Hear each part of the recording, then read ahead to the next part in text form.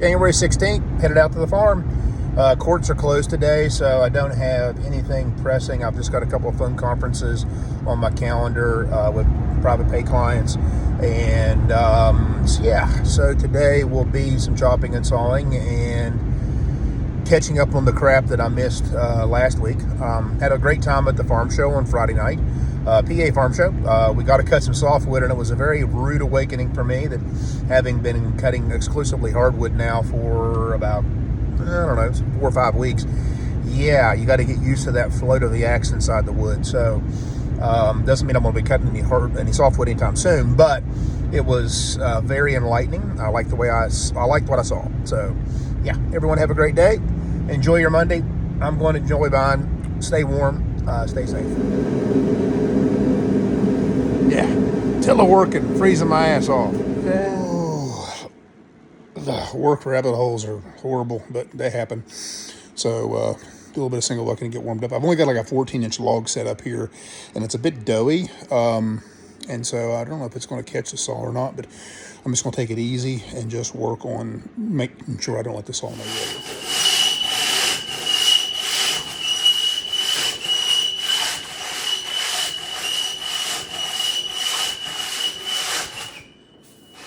This is going to be friggin' hard. But again, the reason why I'm doing this is it makes you saw perfectly to make sure that you don't lift or rock or do anything with the saw, so that it teaches you how to use a saw effectively. Probably the best way to learn how to use a saw is to use an old 503 Simons or an old production style saw and train with it initially, because it makes you saw straight. And that's one of the things that I've struggled with, because I didn't initially learn on that. I learned on a stiff M-tooth. And then I taught myself with a 503 when I was in my early 20s to saw straighter. And thank heavens, because it's a big deal. It's much more efficient, and it makes the saw cut better.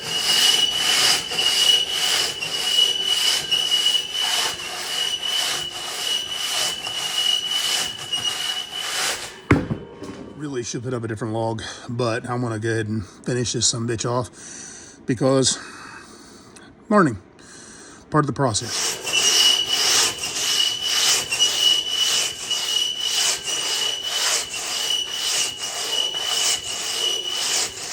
I wouldn't recommend anyone do this, because my control of the saw is spot on, frankly, because I've been doing it for so many years and so many cuts. But as soon as this log is gone, I'm going to get something a hell of a lot more sound. This thing is sturdy. It was an 18-inch log that had gotten rotten on the outsides, and then I peeled away the what I thought was most of the rotten shit, but there's more stuff on here, and it's just not safe, and I wouldn't encourage anyone to do this. I'm just doing it because, well, I'm a retard, and I like making sure that I can saw properly.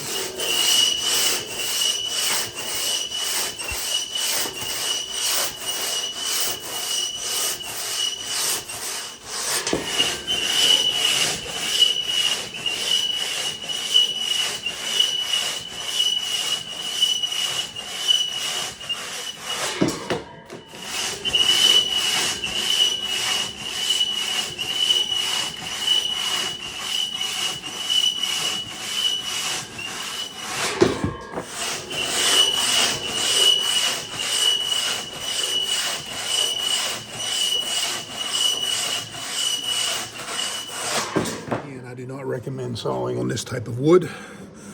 I thought it was be a little bit better than what it is, but it's crap. And anytime you saw softwood, small wood, your problems manifest themselves even worse. And when you saw small wood with doughiness on the outside, your problems are manifested even more. So at least I feel good about what I'm doing with my stroke at the moment. So the springboard poles that we cut on at the PA Farm Show were mounted to these 4 separate platforms, and you could tell by the video that they moved like crazy. And frankly, even though I looked like a bitch up there, it was probably the most comfortable I've ever felt cutting on those. And so one of the things that I'm really going to strive for this spring is to lose the bitch. kind of hard to explain, but there's no sense in living your life in fear. And that's what it's always been for me, is a fear of heights. And it manifests itself with me not using my lower body to generate torque or force behind the axe. And if you watch guys like who are amazing at the springboard, such as Matthew Gurr, Daniel Gurr, Mitch Hewitt, Josh Adamson, just watch their feet. I mean, they walk on that springboard just as though they were walking on the ground.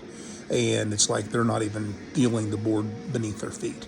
And so that to me is amazing. And I don't think I'll ever get to that level of comfort. But I would like to be able to use the God-given strength that I have been blessed with, to put it behind the axe to be able to generate force. So it's a goal. So I've got a foot Scotch pine up there. That's a hardwood. And yeah, so losing the bitch one step at a time.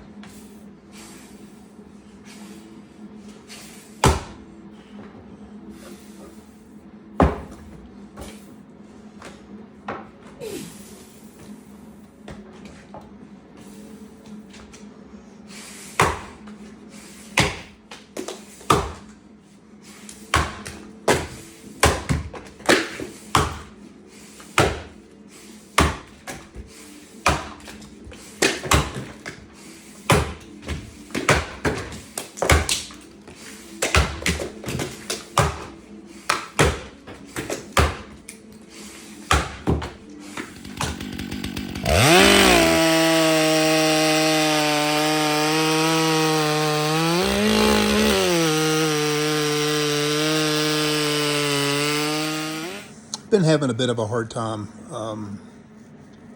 My first cousin, Marvin, passed away this past weekend. Now, Marvin has battled for a couple years now. He had a brain tumor when he was in his 20s, and he survived that. And over the course of the past couple of years, his wife passed, and when after his wife passed, it's been downward. And Marvin was a very stubborn fella. Probably the only two people that could actually get him to do anything was my father and my cousin Robert. And I'm going to miss the guy.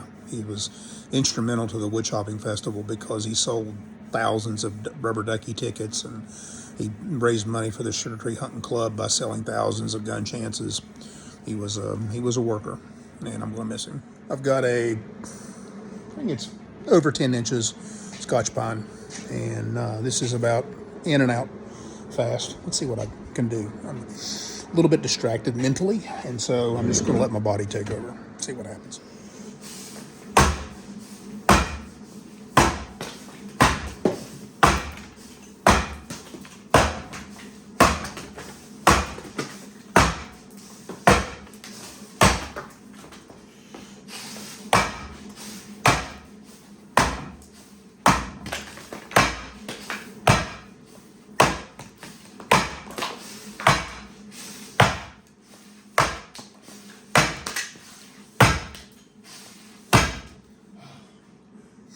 Stopped on that one because my mind just wasn't in it. So, got to get this, let's get the head together. Some days you have it, some days you don't. Even though coming out to the farm today was very stress relieving for me, it makes me, I have felt better. But it's helping me. It's helping me deal, whatever. But some days it's better not to waste the wood, as my father would say it. If your mind is not focused on the task at hand and working on something that will actually further your development, there's no sense in wasting your time and effort and energy. So today I'm going to call it. And tomorrow will be a different day, hopefully. And yeah, it's part of life. And the stupidity continues. Yeehaw. Yeah, crazy. I'm tired. This ought to wake me up.